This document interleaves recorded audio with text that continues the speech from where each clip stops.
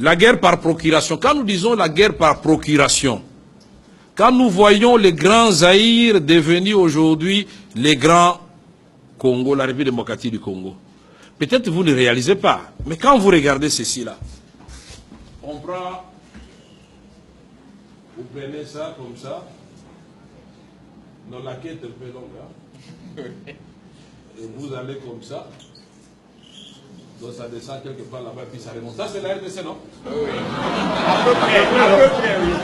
Mais regardez ici, là, le Rwanda, c'est là, le Burundi, c'est là. On vous dit que c'est des pays mis ensemble, entrent dans la République du Congo combien de fois? 64 fois. La Belgique, c'est combien? La France, c'est combien?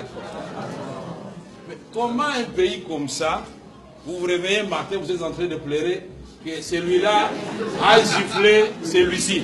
Est-ce que c'est normal? Non. Ici, vous avez l'Ouganda. Là, vous avez la République des Soudan du Sud, n'est-ce pas? Là, vous avez la RCA, n'est-ce pas? Et là, vous avez nos voisins d'en face ici, Brazzaville.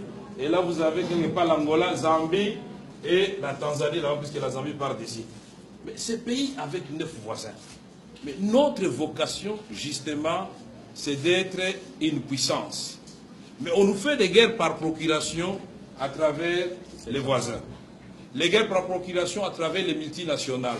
Pourquoi nous avons cessé d'être un État où les gens peuvent venir conclure des contrats et espérer, dans le cadre de ce qu'on appelle coopération gagnant-gagnant, encore que le mot, ce sont les multinationales qui l'ont inventé. Gagnant-gagnant, mais il faut ouvrir les yeux.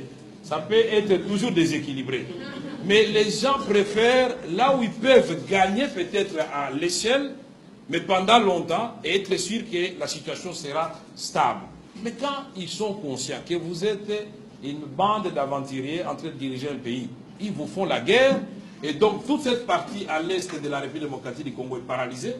Mais paralysée pendant ce temps, on vous a dit, le professeur Bakali vous avait dit, Walikale, dans le nord Kivu, à Walikale, nous sommes allés faire ma campagne, on avait atterri à 17h, non? Oui, oui. Quand vous atterrissez à Walikale, le pilote russe vous dit on doit faire un petit tour parce qu'on doit atterrir sur une route asphaltée. Ce n'est pas une piste. Oui. Mais qu'est-ce qui s'est passé à Walikale? Walikale, on était en train de construire la route par les Allemands. Il y a une partie qui devait partir de Kivu et une autre partie de Kisangani.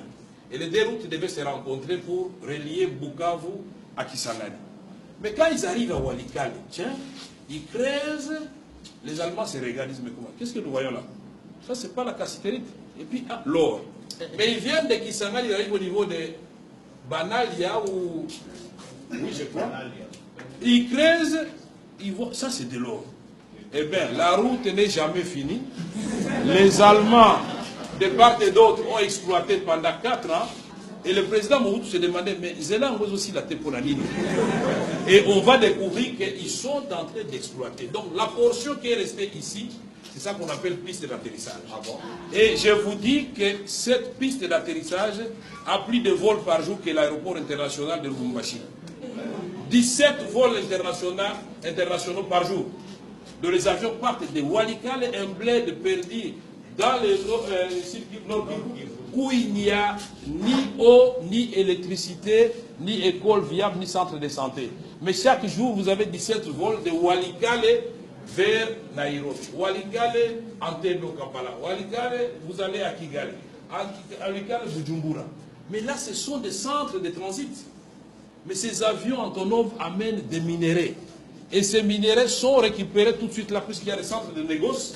Et les multinationales savent très bien, puisque quand on a fait la loi Dodd-Frank par le président Obama, l'administration Obama a fait la loi Dodd-Frank qui dit que toute multinationale américaine qui sera désormais citée dans un rapport comme exploitant les minéraux du sang à l'est de la République démocratique du Congo sera radiée et traduite en justice.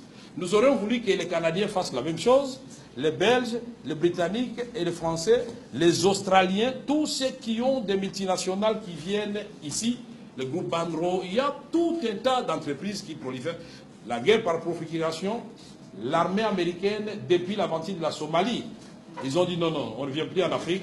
formons quelques États en Afrique qui vont commencer à faire la guerre à notre place. Puisque qu'est-ce qui s'est passé en Somalie?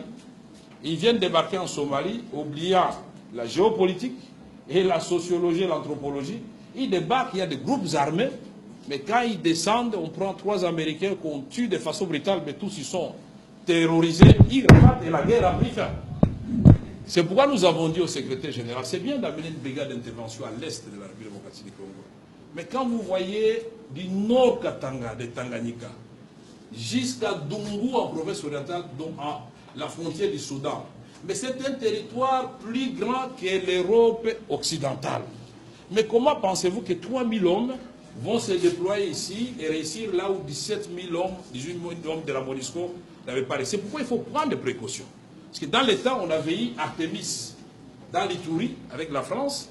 C'était des coupes chirurgicales. Pendant 3 mois, ils ont terminé le travail. Pourquoi?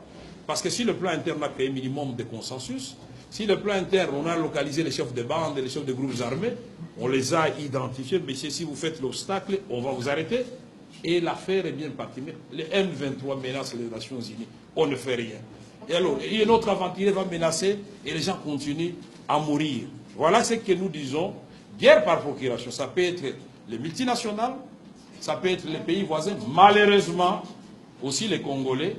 Et ils bombent les torses, ils disent je suis un grand rebelle. Mais vous n'êtes pas rebelle, monsieur. Vous êtes un pantin parce que utilisé par des pays étrangers pour déstabiliser votre propre pays. Ce sont des choses que nous devons bannir. Et les Congolais, malheureusement, pour accéder au pouvoir, ils sont prêts à tout. Y compris les pactes avec le diable, il va le faire pourvu qu'il ait le pouvoir. Mais vous allez régner sur qui?